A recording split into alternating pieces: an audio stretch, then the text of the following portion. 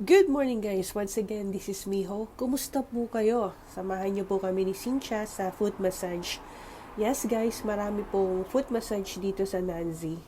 Kaya kung meron po kayong budget, pwede po kayong magpa-massage talaga. Ang kagandahan naman dito sa Nanzi, accessible lahat. Nandito na lahat ng mga kailangan mo, so hindi ka na talaga mahirapan. So, ang kailangan lang talaga is budget. Pero, okay lang naman. Katulad namin, hindi naman kami laging may overtime.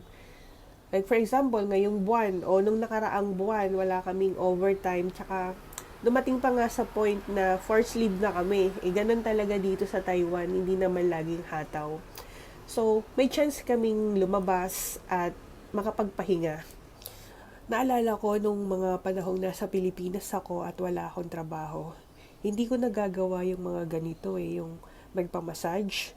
Siyempre, ang uunahin mo yung pagkain Hindi mo uunahin yung sarili mo.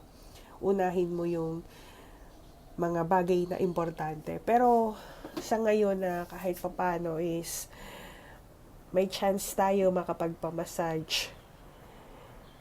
I'm still blessed kapag naiisip ko yung mga ganitong bagay.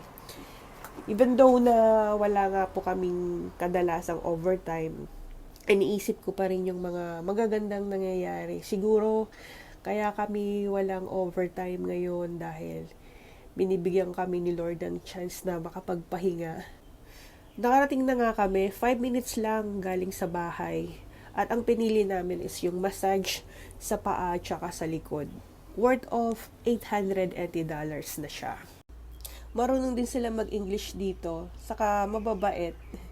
Yun ang napansin ko lang, malinis, maganda yung mga pinapakita nila sa amin. Hindi sila nakasimangot, talagang pagpasok namin, todo bate na sila, naka-smile na. O di ba nakakagaan naman sa pakiramdam kapag nakita mo yung mga taong naka-smile agad sa'yo. Iba talaga nagagawa ng ngiti, At yung payment namin, ganyan na. Diyan na nilalagay sa machine na yan. Wala na silang cashier.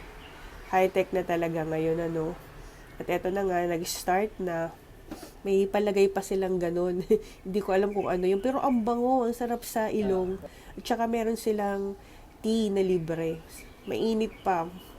Masarap. Yun lang. At ang maganda dito, yun, marerelax ka talaga. Iba pa rin ang nagagawa ng massage.